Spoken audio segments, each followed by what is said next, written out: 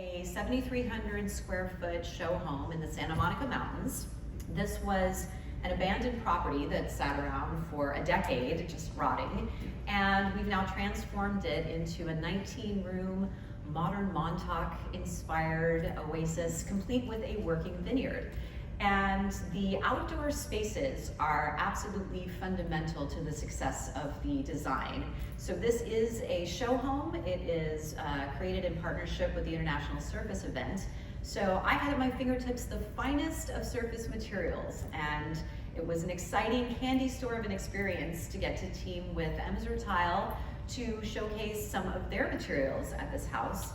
And when I was creating the concept for what this design would be, the outdoors are, especially in Southern California, are as important as the indoor spaces.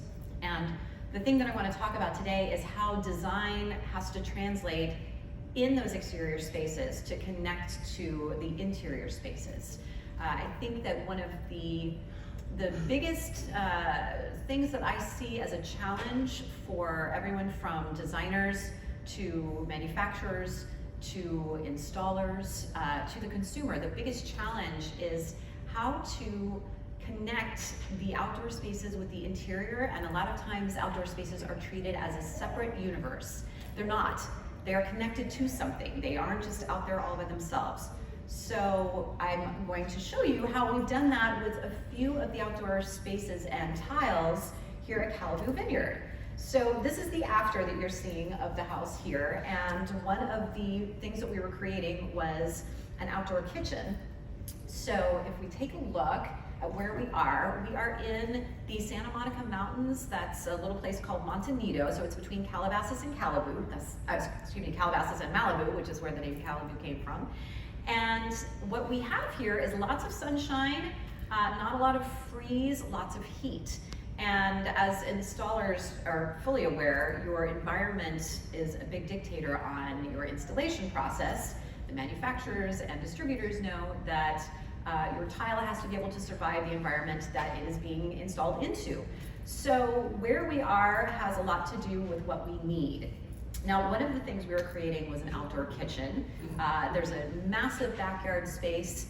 This house had a lot of existing elements that had fallen into disrepair, things like a pool, a big patio area, and then also this round flagstone area that we wanted to keep the original flagstone. So when we're creating an outdoor kitchen, we've got to consider what are the design needs, not just the physical needs, but what are the design needs? So my goal in creating an outdoor kitchen was to connect the outdoor space to the indoors. How do we connect those two? And if we take a look, you'll see that in the next slide, we'll see that the indoor space features this beautiful tile around the fireplace surround. So having this tile, which is called Hanami White, having this as a focal point in the living room, if you look over the shoulder of that swing chair, that's where the outdoor kitchen is. So the design consideration here is uniting those interior and exterior spaces. And you're going to hear me say different versions of that a lot today, because I wanted to make sure that as I'm standing in the living room looking out of those beautiful windows, that the outdoor kitchen feels like it's still part of the home. There should be something that leads you from the interior to the exterior. So uniting those materials was key. So this particular tile is called Hanami. It's a beautiful basket weave. One of the elements that I was looking for in design for this space, as I said, it's modern Montauk. Well, to me, that means that we have some very traditional elements that are rooted in heritage, but spun in a modern way. This is a great example of what I mean. Basket weave is one of the oldest patterns in the world. It's been around for thousands of years. And yet this has a very contemporary edge to it because of the scale, because of the shape. And scale is something that becomes really important, as well as shape. When we're creating those connectivity moments, we want to make sure that our scale isn't competing with the scale of something else. This tile is on a mesh back. It's a mosaic. Each of those squares is about yay big.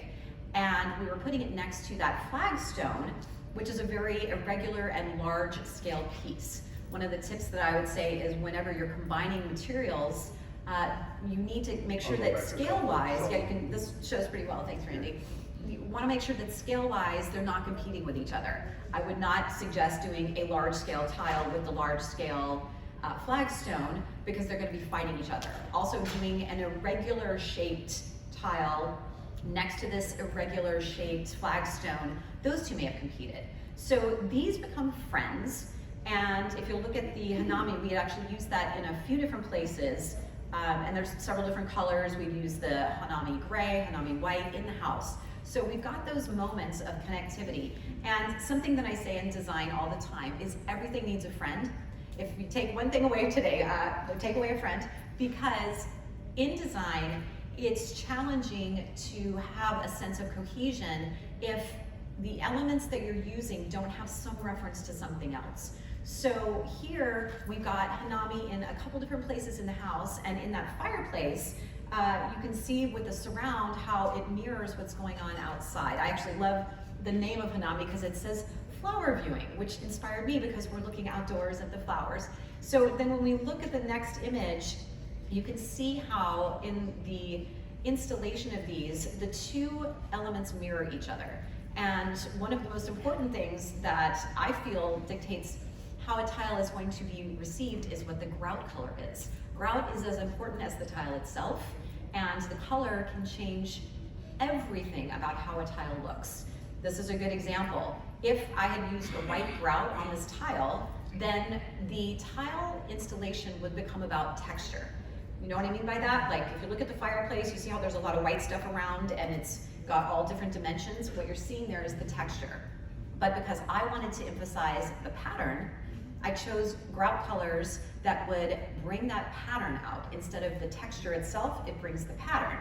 And for the grout on the outdoor kitchen, I pulled a color from the flagstone. So that color is actually the same as the flagstone color. It ties it into that ground.